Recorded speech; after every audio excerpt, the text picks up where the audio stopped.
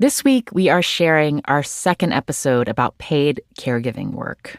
We heard from so many of you over the past few months about the intimate, grinding work that you do, what you love about caregiving work, and what it can take from you to get it done.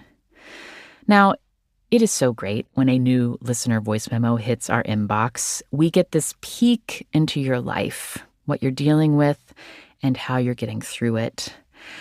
And before we dive in today, I wanted to share some voice memos with you that we've been getting about another topic, estrangement. We re-released an episode from our estrangement series back around Thanksgiving, and since then, we've been receiving a lot of stories that we don't want to wait to share with you. This week, in a special drop for Slate Plus members, we're sharing a sort of mailbag of what we've been hearing. I'm crying in my car in the parking lot because I was listening to the episode at my workstation and I needed to leave the premises. So, situation is that when I was 7 and my sister was 8, we went to go live with our aunt and uncle. And in years later, was a subject of great controversy and disagreement between my mother and my aunt as to whether we were rescued or we were kidnapped. And in more recent years, I've come down much more heavily on the side of us being kidnapped. And so just in the last 5 years or so, I've chosen to become estranged from my aunt who raised me. And I don't think anyone's happy that we're talking to each other, but like we're the kids in this situation. And I don't think there's any reason why their beef has to affect us. I wanted to believe my mother was crazy. And the reason for her craziness was bereavement. Crazy is a lot more palatable than your mom being the kind of person who uses the death of her son as an opportunity for her own self-aggrandizement. You can hear more about these stories by joining Slate Plus if you haven't already.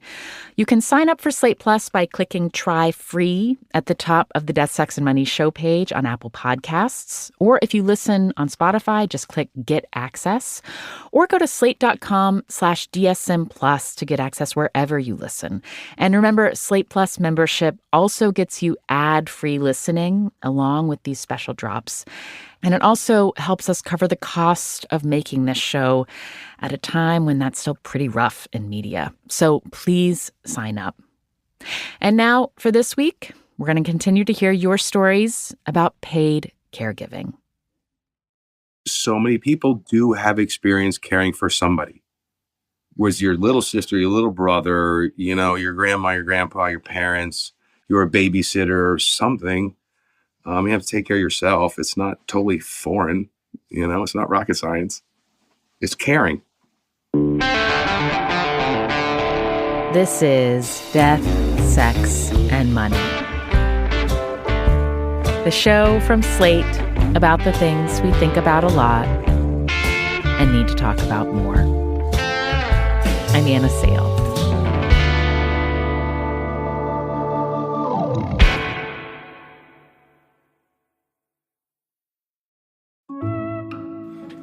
This podcast is brought to you by Progressive Insurance. You chose to hit play on this podcast today? Smart choice. Progressive loves to help people make smart choices. And that's why they offer a tool called Auto Quote Explorer that allows you to compare your Progressive car insurance quote with rates from other companies. So you can save time on the research and can enjoy savings when you choose the best rate for you. Give it a try after this episode at Progressive.com. Progressive Casualty Insurance Company and Affiliates. Not available in all states and situations. Prices vary based on how you buy. We're so done with New Year, New You. This year, it's more you on Bumble. More of you shamelessly sending playlists, especially that one filled with show tunes. More of you finding Geminis because you know you always like them. More of you dating with intention because you know what you want. And you know what? We love that for you. Someone else will too. Be more you this year and find them on Bumble. when I do interviews, I always have my interview book. Oh. So I always have a book that I take with me so they understand me and I understand them. And the contents of my book will include things that is relevant to me, like my benefits, my vacation, my sick days, my personal days, my time off with pay, holidays, taxes, overtime pay, travel, if we have to travel. Things like those are things that I would always discuss. Delores has been a nanny in New York City for almost 30 years. She's learned to come prepared to job interviews. The parents have specific things they're looking for, and so does Delores. I bring out my book because while they speak, I'm writing. So, it's in that form that maybe they think that I'm taking notes only, but I do have my questions in there. Why you do care work and what you're looking to get out of it, that's something we explored in last week's episode about paid caregiving. And what we heard is it's often not only about the money. These are relationships that affect you outside of work hours, for better or worse. This week, we're going to look more closely at the employment relationships of paid caregivers, the different ways that power dynamics show up, and who gets to be considered the authority on what care should look like. In New York City, Delores has worked for nearly 10 different families since she moved there in the late 90s. When she arrived, she was in her early 30s and sent money back to her 2 school-aged kids who were living with family members in Jamaica. Delores says her first nannying jobs were lonely, but she soon made friends with other nannies and found community in the hustle and bustle of the city. What is harder in the city is that you have to walk everywhere. But in the city, it's exciting. It gets dark, and I'm out there, and I'm sitting in the park, and I'm saying, it's 4 o'clock, it's dark, but I'm not stressed. I don't feel bored. Other nannies are there, parents are there. You are not lonely. You're walking on the street.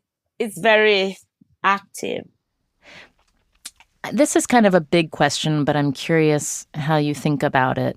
Since starting as a child care worker in the late 90s compared to now, what have you observed about the ways that parenting has changed, how kids are raised and what they expect from you as far as how you treat the children? It has changed a lot. I think with technology that increase and the new parent, they are all different from the parent in the past. These are more fussier parents. I've never encountered this, but I've heard from other nannies that says like, okay, I did an interview and this mom said, I don't want you to use no to my child. So the word no. Okay. I don't want you to use no. So that is always in the back of my head, and I would always put it in my book. So when I go, I would always bring that up. I kind of wonder at this point, you've been doing this for 27 years. You're working with families who maybe are months or just a year or two into being parents. They might be hiring their first child care worker when they talk with you. Do you get the feeling like some of the people you work for are looking to you to not only sort of help them develop their parenting style also how to be a good employer? Do they look to you to say? They do. They'll ask me questions, or sometimes I make suggestions to them. When my oldest child was a baby, we hired a nanny named Purbu, and she pointed out 2 things. She thought that the baby was always cold and that she'd probably been cold for the first 4 months of her life until Purbu came into our life. She said, you need more sweaters. And also she was like, I think she's hungry. And it was at that point that we learned, oh, we should probably be supplementing my breast milk with formula. And sure enough, June, the baby, quickly grew. Yeah. I think she was hungry and cold, and we had no idea. And where was she from? Was she from the island? No, she's Tibetan. She grew up in Nepal. Okay. Yeah. Right.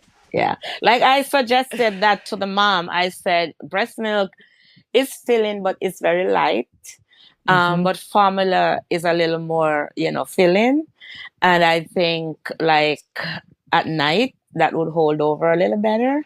Mm-hmm. Yeah. And when you think back to your style with young children as a worker versus as when you're raising your own, how similar or different are they? It's different because in the island, we raise children a little different from here. We are soft and we could be a little rough with our kids because sometimes you just give them the eye, you just look at them, they know what you mean. Mm-hmm. With my little American rascals, I try to give them an eye and it just doesn't register. I have to figure out how to do something more. The thing is, what I notice and what all parents say to me, it's so easy with you. They do that with you, but they don't do it with me. I think what kids are smart and they know this is mommy. This, like I was saying to my kid, we were leaving the park and he didn't want to leave. And I said, well, we have to leave. I said, Didi's working. I'm working. I'm on a job. So we got to go. We're on a timing. He's 2, but he's smart. He understands. We got to leave because I have to go home. With a parent, they could stay as long as they want. So it's just that they know that this is mommy and we could play around with mama. When it comes to nannying, there's, of course, a difference in the child's relationship with a parent versus a caregiver. Some of you told us about being able to be a safe space for a child to be themselves differently than they were around their parents.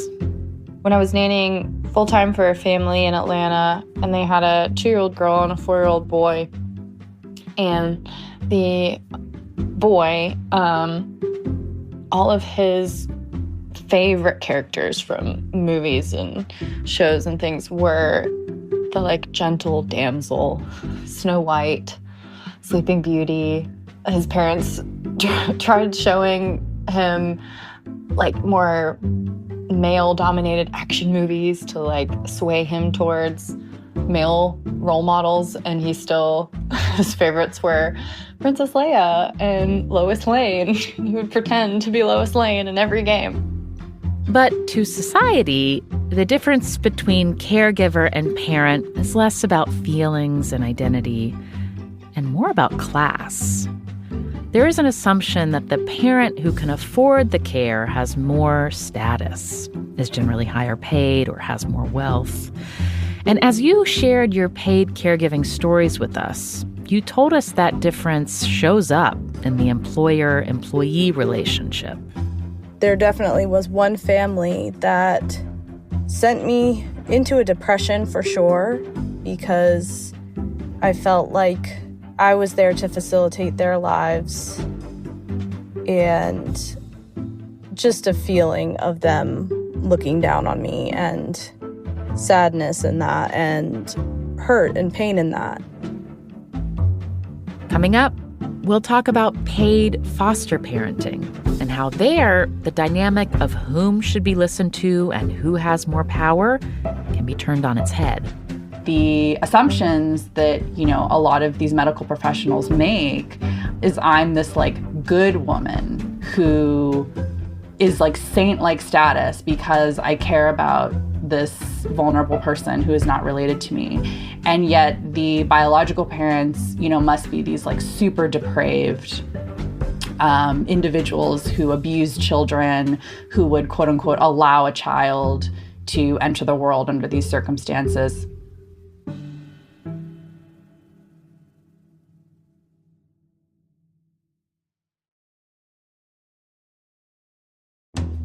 This new year, why not let Audible expand your life by listening? Explore over 1 million audiobooks, podcasts, and exclusive Audible originals that'll inspire and motivate you. I've been using the Audible app on family road trips. It's been fun to find things that appeal to all of us, parents and elementary-age kids. I've got 2 recommendations. First, The Wonder of Stevie, the Audible Originals podcast series about Stevie Wonder's incomparable run of creative output in the 1970s. It's really well made and an important cultural literacy education for my kids. The music is so good. And recommendation 2, Hatchet, a young adult novel by Gary Paulson about a boy trying to survive in the wilderness. The one we listened to was narrated by Peter Coyote. It's fantastic and had us so worried about what was going to happen to young Brian. Audible has thousands of titles right at your fingertips. They have audiobooks, podcasts, and guided wellness programs. Just open the app and tap into your well-being with advice and insight from leading influencers, experts, and professionals. Whatever your focus or interest, there's a listen for it on Audible. You'll find titles on health, relationships, career, finance, and so much more. Ultimately, it can be about starting good habits. Making a positive change is the best resolution you can make for yourself, and Audible can help. Let Audible help you reach the goals you set for yourself. Start listening today when you sign up for a free 30-day trial at audible.com/DSM.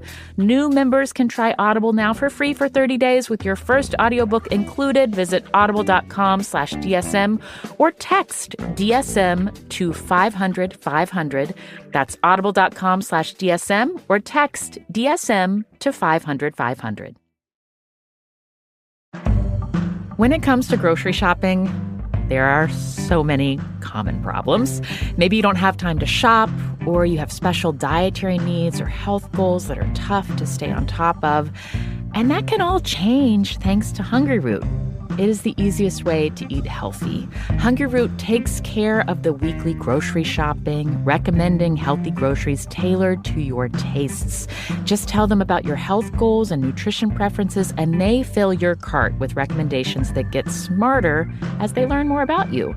Hungryroot has great options for the whole family, like top quality meat and seafood, smoothies, kids snacks, ready-to-eat meals, salad kits, and even supplements. And for me, with Hungryroot, I have really appreciated the way I can control the things that I care about, like how many meals per week I want from them, how much meat or pasta, what sorts of snacks or desserts, if any. And then I can just stop making decisions and they handle it from there. And if my family gets tired of one kind of thing from Hungryroot, I can give them feedback or update my preferences to keep it all fresh. You are going to love Hungryroot. Take advantage of this exclusive offer for a limited time. Get 40% off your first box. Plus, get a free item in every box for life. Go to hungryroot.com/DSM and use the code DSM. That's hungryroot.com/DSM. The code is DSM to get 40% off your first box and a free item of your choice for life. hungryroot.com/DSM with the code DSM. Every year, Americans throw away 25% more trash from Thanksgiving to New Year's. This year, turn your New Year's resolutions into actions that make a difference by switching to Blue Land. Blue Land is on a mission to eliminate single-use plastic by reinventing cleaning essentials to be better for you and the planet. The idea is simple. They offer refillable cleaning products with a beautiful design. You fill your reusable bottles with water, you drop in the tablets and wait for them to dissolve, and then refills start at just $2.25, and you can even set up a subscription or buy in bulk for additional savings. Blue Land products are independently tested to perform alongside major brands and are free from dyes, bleach, and harsh chemicals. Blue Land is trusted in over 1 million homes, including in mine. My kids and I like opening the Blue Land box and dropping the little tablets into water. And then when I'm actually cleaning, I get this little thrill when I'm putting a tablet into the dishwasher or in the washing machine and not having to handle some big plastic jug or weird plastic-wrapped thing of cleaner. Blue Land has a special offer for listeners. Right now, you can get 15% off your first order by going to blueland.com/DSM. You don't want to miss this. Go to blueland.com/DSM for 15% off. That's blueland.com/DSM to get 15% off. This is Death, Sex, and Money from Slate. I'm Anna Sale. Foster care is also a kind of paid caregiving work, but you're not working for a family. Your boss is the government.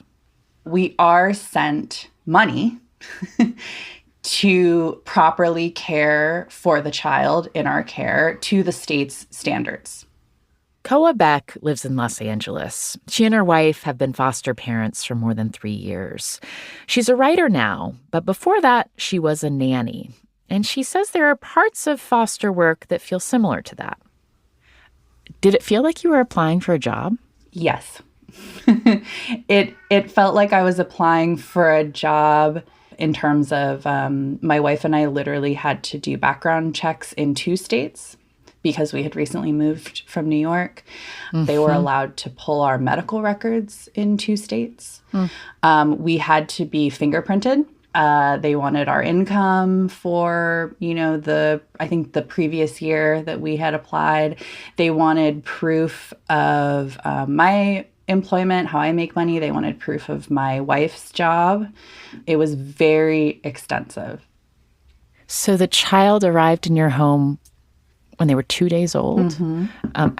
How much notice did you have that this child was going to be arriving? I had about an hour. When did you decide with your wife that you wanted to pursue adopting this child? Honestly, we wanted to adopt them the moment that they came to us. But these are children who do have families. They do have parents and grandparents and aunts and cousins and siblings. And so at least in LA County, there is an effort made to keep that child with family. Mm-hmm. And so a foster parent, in our circumstances, you will be the last stop. Mm-hmm. Have you found yourself sometimes longing for adoption and sometimes hoping for reunification? Yes, actually. In a way that is, deeply braided and very emotionally complicated in that, I don't on a political level necessarily agree with the state violence of a state coming in and taking somebody's child. Because a lot of what we're talking about when we're talking about a child being taken is problems that, did not originate with that particular parent or parents. It usually goes back a few generations. It usually has to do with poverty. It usually has to do with addiction. Sometimes it has to do with domestic violence. And so these are things that I believe could be remedied on a state level in terms of resources and education and just straight up help. And yet the remedy is positioned as going in and taking their kids. Mm-hmm. And as you are thinking about all of those layers of history and policy and failures, you're also probably feeling deep love and longing to protect this child. Mm-hmm. Do you think you'll be able to adopt? Yes. Your foster child? I do. We are on track to adopt.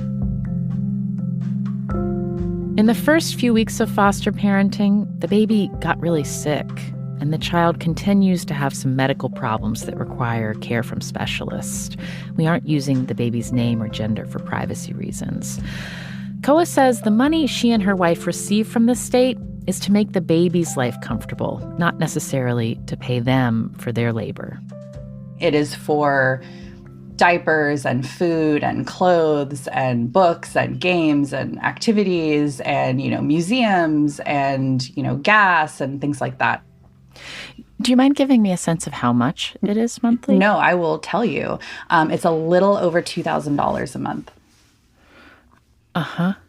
And that is the amount of money because your child has a diagnosis that needs extra interventions. And so other children, there might be less. Other children who have more challenges, it might be more. $2,000 a month is a significant amount in a monthly budget. Have you thought about, and this is probably, I hope this doesn't sound offensive. Have you thought about sometimes whether that money would have been better spent sending to the biological parents of your child, or thought about what that money could have done to transform your child's biological family and what they were able to do? All the time. All the time. Especially given that my wife and I feel like as foster parents, we were given a lot of state resources to make sure this child had, access to healthcare, access to food, access to, different activities and things like that. And I remember when we had the first, 2 months of very expensive formula. And I remember thinking, like, how would their parents pay for this? But I think about all the time just the amount of support that we've gotten with this child and the amount of support that their parents specifically did not get. Now, I just want to reiterate here that caregiving, whether it's paid or not, is work that can be hard and relentless for parents or for loved ones of disabled and or older people. Many of us do this work without pay, and it gives other things back to us, and it's still work. And we heard from some of you in households where care needs are constant that hiring someone to help from the outside can be a vital reprieve for the unpaid caregiver and the person in care. Coming up, I talked to a woman with debilitating MS and her husband about why they started hiring out some shifts of caregiving to support their marriage. I'm a cook, I'm a housekeeper, I'm a mechanic, I'm a plumber, I'm an electrician, I'm a landscaper, I'm a nurse, I'm a physical therapist, occupational therapist, speech therapist. That's what I do to take care of Faye.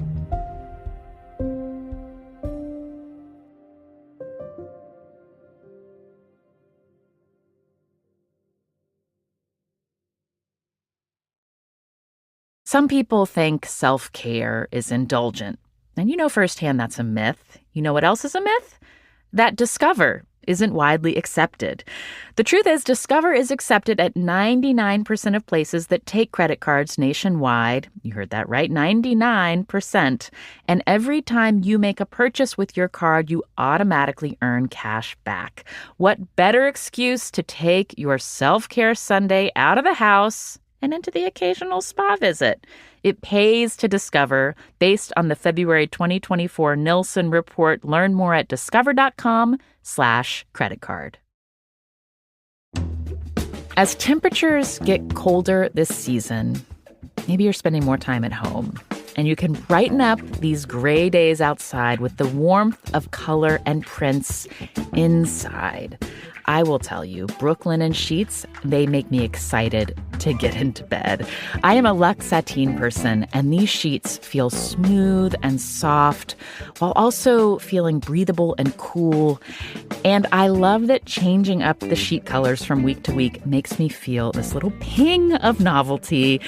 And you know what? As we dig in for the slog of January, pings of novelty matter. I even have a new duvet cover that is a new color, and mixing up that rotation, I feel like a new woman.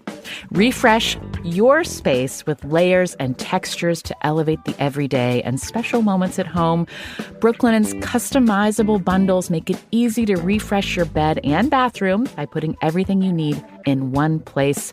Brooklinen sheets are tried and true with more than 200,000 five-star reviews and millions of happy customers. Shop award winners and fan faves in-store or online at brooklinen.com.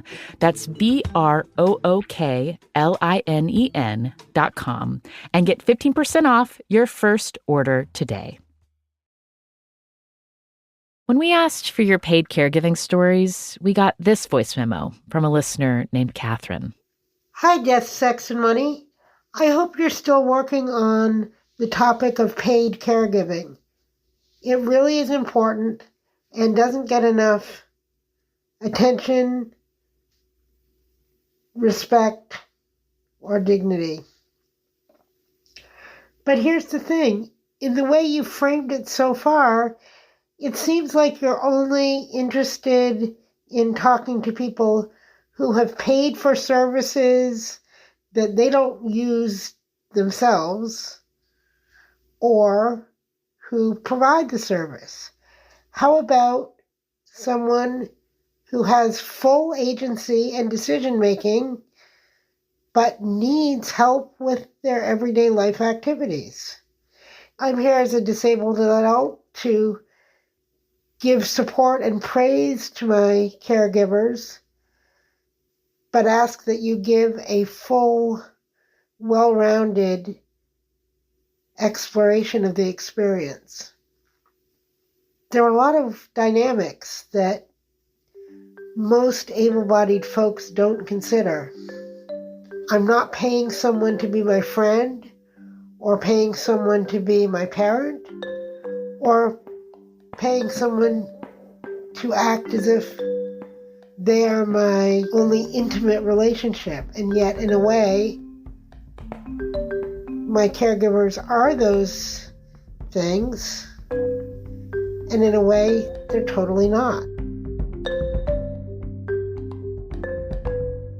It is true that the majority of caregivers are hired by people who don't use the care. But that's not the case when it comes to some disabled adults. And for them, the relationship with paid caregivers can take on more or different dimensions. Like a listener we're calling Faye, who wrote to us. She's living with multiple sclerosis and cannot move her body from the neck down. And so I tell people that if they need to move me or if they need to move my arm in a specific direction, that they don't have to worry about, how gentle they are. But it is some of the processes like putting on my sling to go on the lift. You know what has to happen, but describing it step by step to someone else is difficult. Most of Faye's care is done by her husband, whom we're calling Murray. They have paid caregivers come 2 days a week. It's all they can currently afford. Neither of them are employed, though Faye has insurance benefits from her old corporate job, which pays for most of their expenses. For Murray, his full-time job, his unpaid job, is taking care of Faye, which starts the moment she wakes up.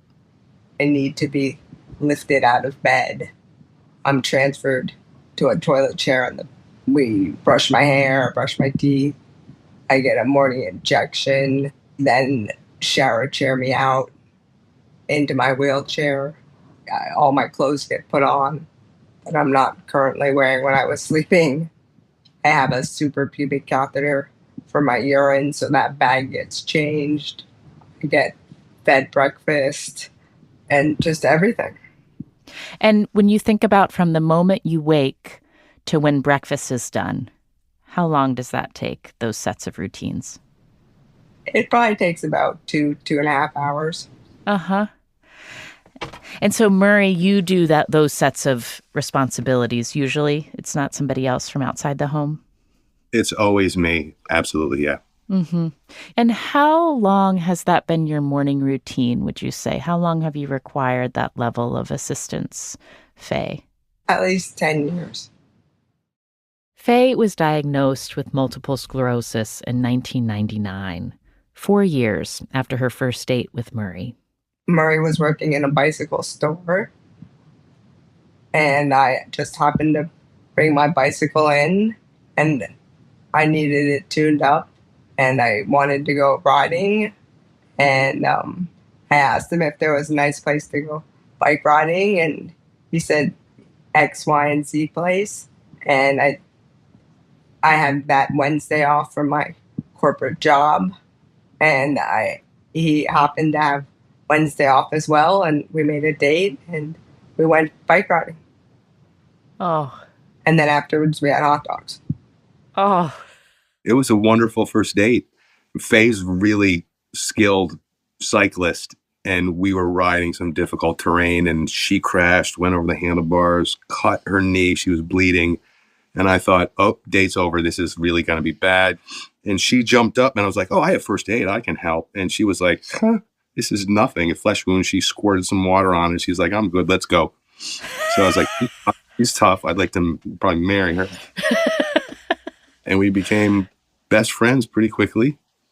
And we were very active. We biked and kayaked, and we had 2 dogs, and, tried to do as many things as possible. And bought our first home together, and we're going to settle down in our careers and be homeowners in the suburbs. And then Faye, we went snowmobiling and came home from snowmobiling, and she complained of back pain. Mm-hmm. And doctor she said go to neurologist. She ended up a neurologist, and the MS diagnosis came. So how long was the progression of when you were first noticing MS to when you became totally disabled, would you say? It was very slow but quick. I worked full-time until the end of 2010. Mm-hmm. But at the end, I was going to work in my wheelchair. And Murray, was it difficult for you to give up your work outside the home? I actually quit my job before Faye became fully disabled to support her. She had a much stronger career path. She had a goal in mind, and she was working very hard towards it. She was getting recognized at the company. And so when I quit my full-time gig, I would drive her. We were lucky enough to have a wheelchair van, and I would drive her to her job, and so she could work, and I would take her home. But it was difficult to give up the work outside the home. It was probably more difficult to give up all of the other things outside the home, like friendships and opportunities to just be free and have free will and go where I want, when I want. I probably end up being too chatty when I do get to go out of the house and go into town to do errands, and the cashier might wonder why is Murray talking my ear off? And, sometimes I haven't seen an adult in a week. Mm-hmm. Another adult. Yeah, another adult. Uh-huh. And at what point did you realize you also needed to hire paid caregivers together to do what needed to happen in the home? When it got to the point where, we spend 24/7, 365 together. And Faye, how long did we do that before we hired somebody? Was it like 3 years? Oh, that's a long time. Ish? Yes. And Faye, when you think about what it was like to bring in other caregivers in addition to Murray, did that feel good, or did it feel uncomfortable to have your routine changed up as far as who was caring for you, that all of a sudden it was not your husband, it was somebody you were hiring? It's kind of fun for me because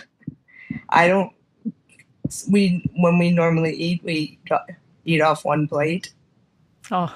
And so I don't really like making him feed me stuff he doesn't want to eat, just because, it's time. And so when I'm my caregiver here, I can have all the gummy bears I want.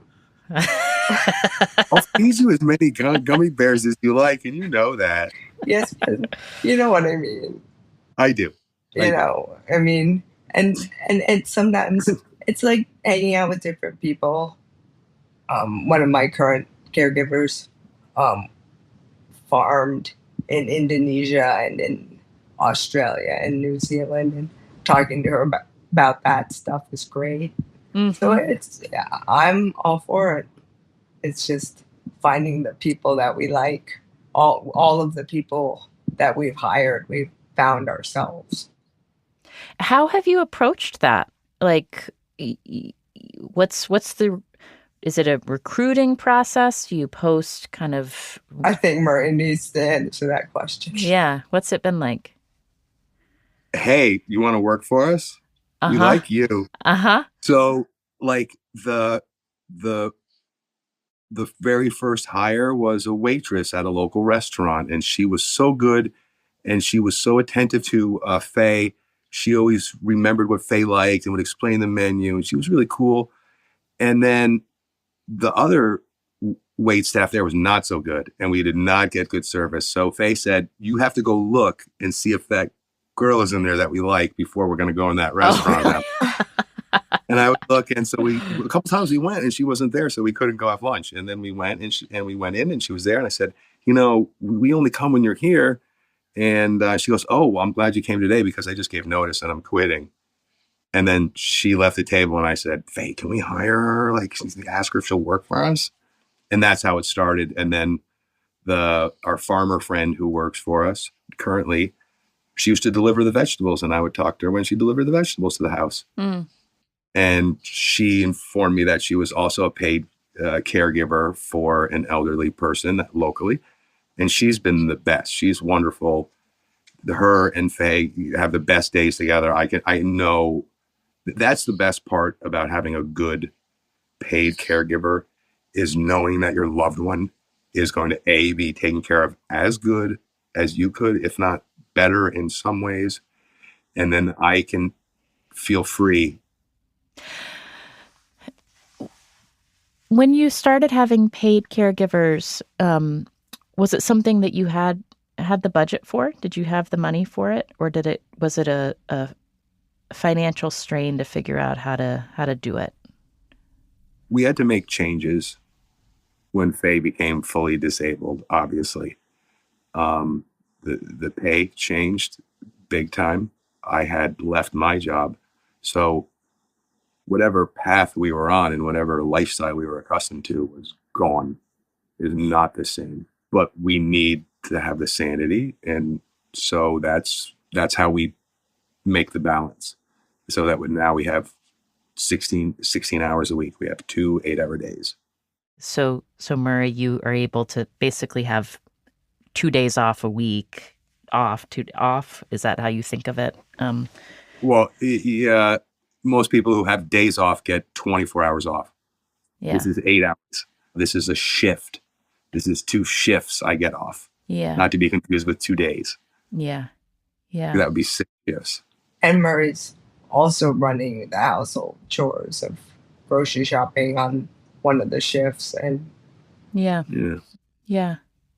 And Faye, have you felt like you were your paid caregiver's employer as much as Murray is? yes, definitely. If not more,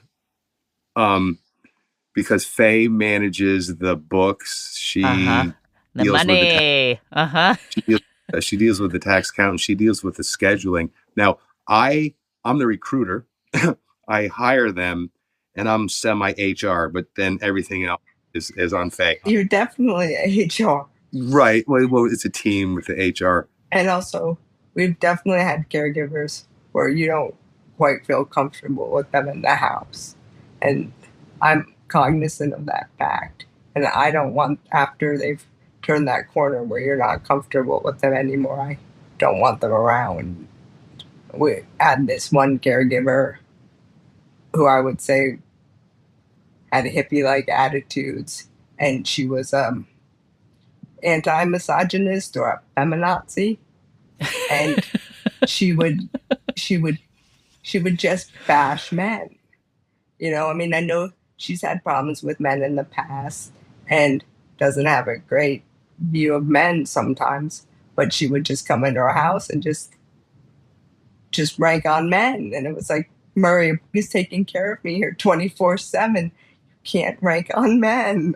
Mm-hmm. I mean, Murray apologized to her and said, I'm sorry you've had difficulties with men in your past, but I'm not that man.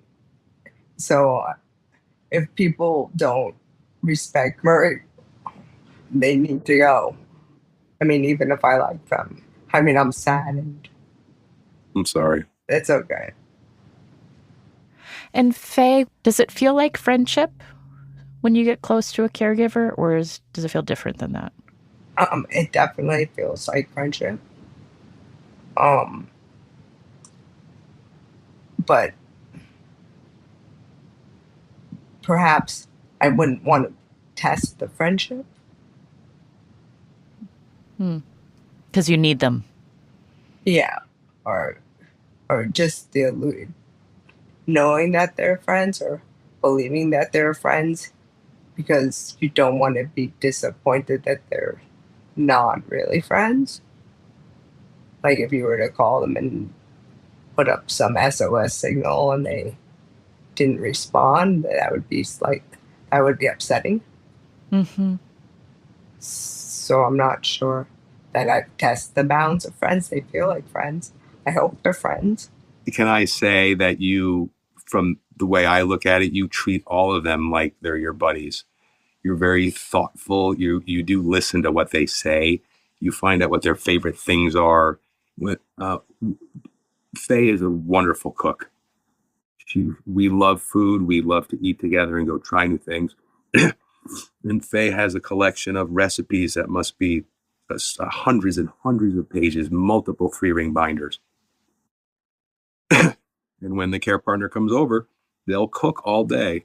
And Faye will have the recipe up on our pad or on her clipboard and go through the steps one at a time. And she's very particular about how it goes.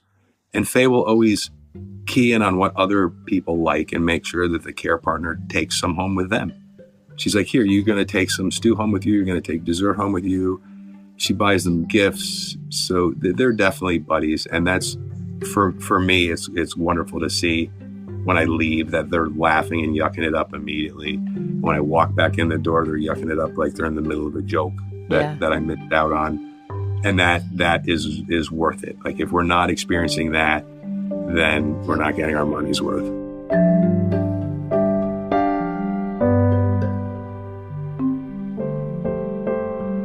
I always tell myself, I think people should retire when they're able to enjoy, some part of their life. Delores is now 60 and thinking of leaving her job as a nanny in the next few years. She won't get retirement benefits from her current job, and she wants to make more money. Her plan is to become a baby nurse, working nights with newborns to help mothers right after birth. Right now, she says, working with toddlers is physical. If they're going up on the the jungle gym, I'm behind them. So I go up. I think maybe I'm a little scary cat, but there are nannies who I've seen, they sit and they don't know where their kid is. Or they're sitting over here and the kid is all the way over there. No. So anywhere my child is, I'm there. Man, so when you're on your 2 bus rides and your 2 subways on your way home at the end of a full work day, your body must be tired. Yeah, sometimes I fall asleep on the train. Yeah. I like to take a little snooze, which is not safe because it's not safe. Things happen, but I do, not every day, but I do just hold my head down and I take a snooze. Mm-hmm. Very tired. And then when I come home, I like to just take my clothes off and lay a little bit for an hour. Oh, yeah. And then I get up and just take a breather. Then I get up and then I just go to make my prep for the next day.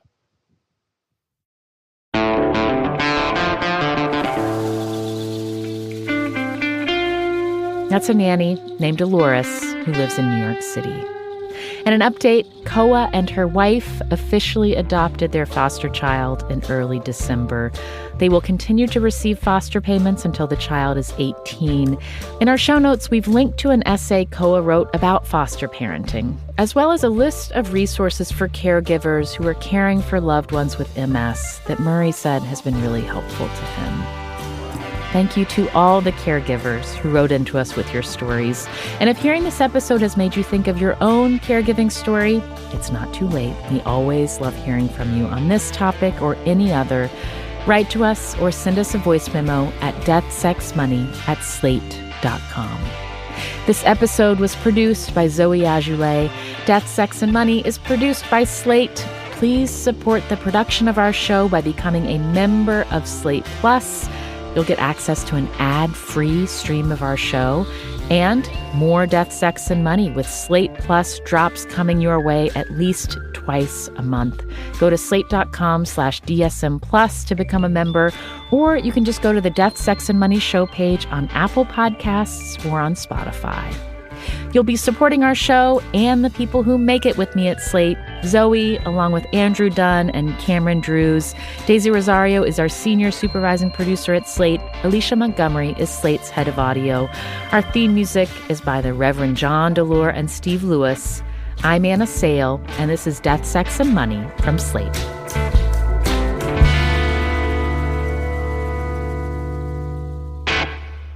And you said only one more question, but the title of your podcast is Death, Sex, and Money. Mm-hmm. We only talked about death and money. Do you want to talk about sex? Well, you didn't ask us. I don't know if you assumed you weren't going to ask us about that. Well, I don't talk to everyone about all three, but if are there ways? I guess that's, what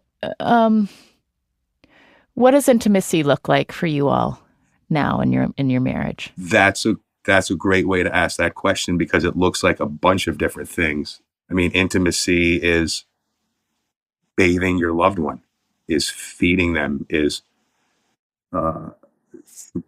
caressing them, is telling them that you love them, holding them, and touching them, and pleasing them, and pleasing yourself. So just because somebody can't move any of their limbs doesn't mean that they don't have wants or needs or don't experience pleasure. And just because your partner can't, hang upside down from the ceiling anymore doesn't mean you still can't have fun in the bedroom, or it doesn't even have to be in the bedroom. Mm-hmm. We've worked through all different kinds of ideas and things, and it works pretty good. Mm-hmm. Faye, anything you want to say about that?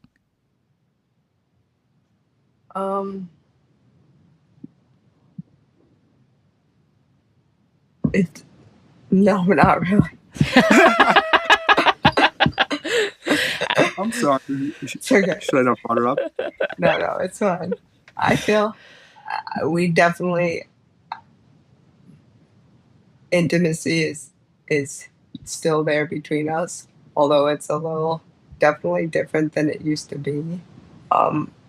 There are some times in the morning where I see him lying on his side, and I think to myself, if I had $1 million, or I could move over and spoon with him, I'd probably do that.